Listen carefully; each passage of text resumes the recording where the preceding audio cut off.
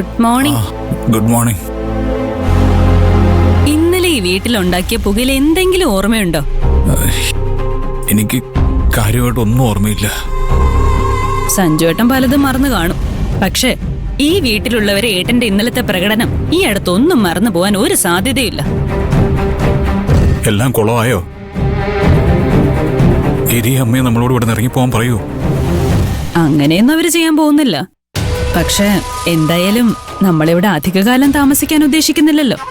അതുകൊണ്ട് ഇനി അങ്ങോട്ട് അവരെ കുറച്ച് വെറുപ്പിച്ചാലും വലിയ കുഴപ്പമൊന്നുമില്ല. അതിന് ഡാഡി നമ്മളെ വീട്ടിൽ കയറാൻ സമ്മതിക്കണ്ടേ? ഡാഡിയുടെ മനസ്സ് മാറ്റാൻ പറ്റിയ ഒരു സാഹചര്യം പോലും നമ്മുടെ കയ്യിലില്ല. 24 മണിക്കൂറും ശാലിനി ഡാഡിയുടെ കൂടെ തന്നെ ഉണ്ടാവും. അവള് തീർച്ചയായും ഗോപാൽജിയുടെ മനസ്സിൽ സഞ്ജുവേട്ടനെ കുറിച്ച് വിഷം കുത്തിവെച്ച് കാണും. ഗോപാൽജിക്ക് സഞ്ജുവേട്ടനെ കുറിച്ചുള്ള തെറ്റിദ്ധാരണകളെല്ലാം മാറ്റാനുള്ള നല്ലൊരു അവസരം ഇന്ന് കിട്ടും. ഡാഡി വരുന്നുണ്ടോ? നീ അതെങ്ങനെ സാധിച്ചെടുത്തു? അമ്മയെ കൊണ്ട് ഗോപാൽജിയെ പിറന്നാളിന് ക്ഷണിക്കണമെന്ന് പറയിപ്പിച്ചു. ഗിരിയേട്ടൻ ഗോപാൽജിയെ ക്ഷണിച്ചു. മഞ്ജുനത് ഇഷ്ടമായി കാണല്ലോ. മഞ്ജു തന്നെ ഗോപാൽജിയെ വിളിച്ച് ചടങ്ങിന് ക്ഷണിക്കേണ്ട അവസ്ഥ വന്നു. എന്നിട്ട് അവള് നാണം കെട്ട് അദ്ദേഹത്തെ ക്ഷണിച്ചു. അത് കലക്കി. മഹിമയുടെ കല്യാണത്തിന്റെ അന്ന് എല്ലാവരുടെ മുന്നിൽ വെച്ച് ഡാഡിയെ മഞ്ജു നാണം കെടുത്തിയതല്ലേ? മഞ്ജു ഇന്നത്തെ ഫംഗ്ഷന് ക്ഷണിച്ചോടെ ഡാഡിക്ക് ചെറിയൊരു ആശ്വാസം തോന്നിക്കാണും. അതെ, അതുകൊണ്ട് ഗോപാൽജി നമ്മുടെ വീട്ടിലേക്ക് വരുന്നത് നല്ലൊരു മൂഡിലായിരിക്കും. എന്ത് ചെയ്തിട്ടാണെങ്കിലും ഗോപാൽജിയോട് സംസാരിച്ച് സഞ്ജുവേട്ടനെ കുറിച്ചുള്ള പ്രതിച്ഛായ മാറ്റിയെടുക്കാൻ ശ്രമിക്കണം. ഡാഡിയുടെ കൂടെ ശാലിനി വരുന്നുണ്ടാവില്ലേ? ഉണ്ടാവും. അപ്പൊ ഡാഡിയോടൊന്ന് മനസ്സോർന്ന് സംസാരിക്കാൻ അവള് സമ്മതിക്കില്ല. അതിനെക്കുറിച്ച് സഞ്ജുവേട്ടൻ ടെൻഷൻ അടിക്കണ്ട. നിങ്ങൾ സംസാരിക്കുമ്പോ ശാലിനി ബുദ്ധിമുട്ടുണ്ടാക്കാതെ ഞാൻ നോക്കിക്കോളാം. ഇതിനേക്കാൾ നല്ലൊരു അവസരം സഞ്ജുവേട്ടന് എനിക്ക് കിട്ടാൻ പോകുന്നില്ല. ഇത് നമ്മുടെ വീടായതുകൊണ്ടും ഇവിടെ ഗിരിയേട്ടനുള്ളതുകൊണ്ടും ശാലിനി അധികം ഇവിടെ കിടന്ന് തുള്ളില്ല. സഞ്ജുവേട്ടന് മനസ്സമാധാനത്തോടെ ഗോപാൽജിയോട് സംസാരിക്കാം. ഈ അവസരം നന്നായിട്ട് ഉപയോഗിക്കണം. ഞാൻ എന്തൊക്കെ പറഞ്ഞ് ഡാഡിയുടെ മനസ്സ് മാറ്റാൻ ശ്രമിച്ചാലും തിരിച്ച് വീട്ടിലെത്തിക്കഴിഞ്ഞാൽ ശാലിനി വീണ്ടും ഡാഡി എന്നെ വെറുക്കുന്ന തലത്തിലേക്ക് കാര്യങ്ങൾ എത്തിക്കും. ഇപ്പോഴേ അങ്ങനെ തീരുമാനിച്ച് ഉറപ്പിക്കണ്ട. മാത്രമല്ല, ശാലിനി ഗോപാൽജിയോട് സംസാരിക്കുന്നതിന് പ്രതിരോധിക്കാൻ നമുക്ക് ചാച്ചുവിനെ ഉപയോഗിക്കാം. അവര് സഞ്ജുവിനെ പിന്തുണച്ച് സംസാരിക്കാൻ സാധ്യതയുണ്ട്. ഇതെല്ലാം നടക്കണമെങ്കിൽ ആദ്യം സഞ്ജുവേട്ടൻ ഗോപാൽജിയുടെ മുന്നിൽ ഒരു നല്ല പ്രതിച്ഛായ ഉണ്ടാക്കിയെടുക്കണം. അത് ഞാൻ ഏറ്റു. ഞാൻ പണ്ടത്തെ പോലെ മടിയനല്ലെന്നും ഉത്തരവാദിത്തമുള്ളൊരു കുടുംബസ്ഥനാണെന്നും ഡാഡി ഞാൻ വിശ്വസിപ്പിച്ചോളാം. അങ്ങനെ ചെയ്താ ഇന്നത്തോടെ നമ്മുടെ എല്ലാ പ്രശ്നങ്ങളും അവസാനിക്കും. നീ എനിക്ക് വേണ്ടി എത്രത്തോളം ബുദ്ധിമുട്ടുന്നുണ്ടെന്ന് ഞാൻ കാണുന്നുണ്ട്.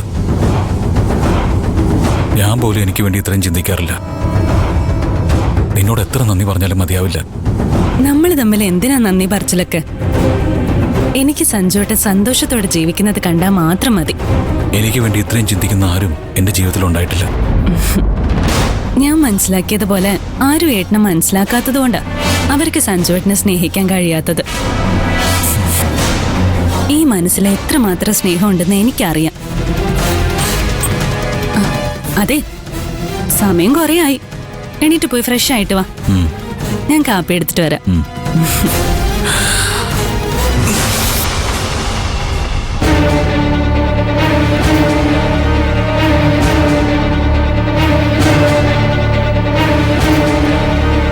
അതുപോലെ തന്നെ നിന്റെ അച്ഛന്റെ പോക്കറ്റിൽ എത്രമാത്രം കാശുണ്ടെന്നും എനിക്കറിയാം. ആ കാശ് എന്റെ കയ്യിൽ കിട്ടുന്നത് വരെ നിന്റെ മുമ്പിൽ പതിവ്രതയായി തന്നെ ഞാൻ തുടരും. എന്റെ കയ്യിൽ കാശ് കിട്ടുന്ന ദിവസം വന്നാ നീ എന്റെ ശരിക്കുള്ള സ്വഭാവം കാണും. അന്നത്തെ ഷോക്ക് സഹിക്കാനുള്ള ശക്തി ദൈവം നിനക്ക് തരട്ടെ.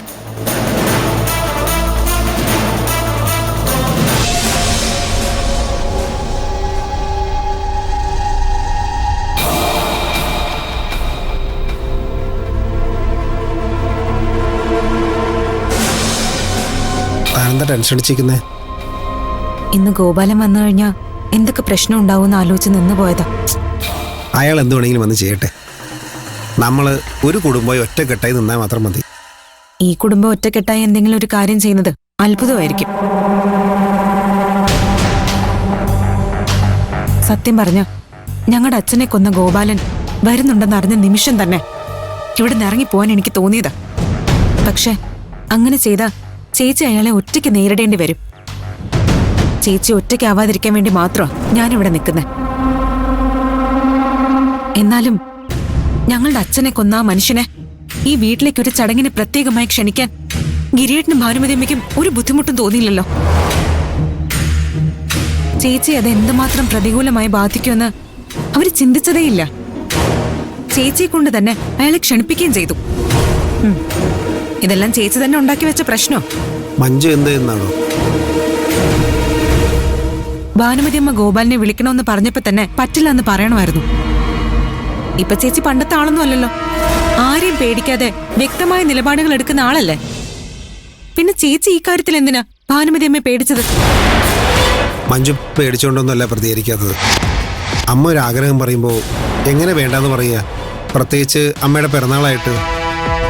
നമ്മുടെ കല്യാണത്തിന് ആരെ ക്ഷണിക്കണമെന്ന് നിങ്ങൾ തീരുമാനിച്ച പോലെ തന്നെ ഈ വീട്ടിൽ ഭാനുമതി അമ്മയുടെ പിറന്നാൾ ആഘോഷിക്കുമ്പോൾ തീരുമാനം എടുക്കേണ്ടത് അമ്മ തന്നെയാ. ഭാനുമതിയമ്മ എന്തിനാ ഗോപാലൻ വരണമെന്ന് പറഞ്ഞെന്ന് എനിക്ക് എത്ര ആലോചിച്ചിട്ട് മനസ്സിലാവുന്നില്ല. അവർക്കും ഗോപാലിനെ കുറിച്ച് അത്ര നല്ല അഭിപ്രായമൊന്നും അല്ല ഉള്ളത്. എടോ, ഗോപാലിപ്പോ ഗിരിയുടെ മുതലാളി മാത്രമല്ലല്ലോ, ബന്ധുവും കൂടിയല്ലേ. ഇങ്ങനൊരു ചടങ്ങ് നടക്കുമ്പോൾ അയാളെ വിളിക്കാതിരിക്കുന്നത് ശരിയല്ലെന്ന് കരുതി കാണും. എനിക്ക് തോന്നുന്നത് ഗോപാലിനെ എന്തായാലും വിളിക്കണമെന്ന് നിർബന്ധം പിടിച്ചത് സ്വപ്നയായിരിക്കും. അവൾക്ക് എങ്ങനെയെങ്കിലും ഗോപാലിനെ സ്വാധീനിച്ച് അയാളുടെ വീട്ടിൽ കയറണമെന്നേ ഉള്ളൂ. പിറന്നാളിന്റെ ആഘോഷങ്ങൾക്കിടയിൽ അയാളെ എങ്ങനെയെങ്കിലും കാര്യങ്ങൾ പറഞ്ഞ് ധരിപ്പിക്കാനായിരിക്കും അവളും സഞ്ജയും ശ്രമിക്കുന്നത്. അതൊരു നല്ല കാര്യമല്ലോ. സഞ്ജുവും സ്വപ്നം എത്രയും പെട്ടെന്ന് ഇവിടുന്ന് പോകുന്നത് തന്നെയാ മഞ്ജുവിന് നല്ലത്. ഗിരിക്കും മഞ്ജുവിനും മനസമാധാനത്തോടെ കഴിയാലോ. അതിന് ഗോപാലൻ സഞ്ജയും സ്വപ്നയും അംഗീകരിച്ചാലല്ലേ. അയാൾ അങ്ങനെ ചെയ്യുമെന്ന് എനിക്ക് തോന്നുന്നില്ല. ഫംഗ്ഷൻ നടക്കുന്നതിനിടയിൽ എന്തെങ്കിലും പ്രശ്നം ഒപ്പിച്ച് ഇവിടെ ഉള്ളവരുടെ മനസമാധാനം തകർക്കുകയായിരിക്കും അയാളുടെ ലക്ഷ്യം. എന്ത് തന്നെയായാലും താൻ ഗോപാലിനോടോ ശാലിനോടോ പ്രതികരിക്കാൻ നിൽക്കണ്ട. ഞാൻ അങ്ങോട്ട് ചെന്ന ഒരു പ്രശ്നവും ഉണ്ടാക്കില്ല. പക്ഷെ ഇങ്ങോട്ട് എന്തെങ്കിലും പറഞ്ഞ് വിഷയം ഉണ്ടാക്കിയ ഞാനും വെറുതെ വിടില്ല. താനുമായിട്ട് ഒരു പ്രശ്നം ഉണ്ടാക്കാൻ സാധ്യതയില്ല. ശാലിനിയും ഗോപാലും പ്രധാനമായിട്ട് ലക്ഷ്യം വെക്കുന്നത് സഞ്ജുവിനെയും സ്വപ്നയായിരിക്കും. അത് ശരിയാ. അവര് തമ്മിൽ പൊരിഞ്ഞൊരടി നടന്ന എനിക്ക് അത്രയും സന്തോഷാവും. ഇപ്പൊ തനിക്ക് നല്ല ഉന്മേഷം കിട്ടിയവരുണ്ടല്ലോ. ശാലിനിയും സ്വപ്നയും വഴക്കൂടുന്നത് കാണാൻ പറ്റുമെന്നുള്ള പ്രതീക്ഷ കിട്ടിയപ്പോ തന്നെ എനിക്ക് വല്ലാത്ത സന്തോഷം തോന്നി. നമുക്കേ ബാക്കി ഒരുക്കങ്ങൾ ചെയ്യാം.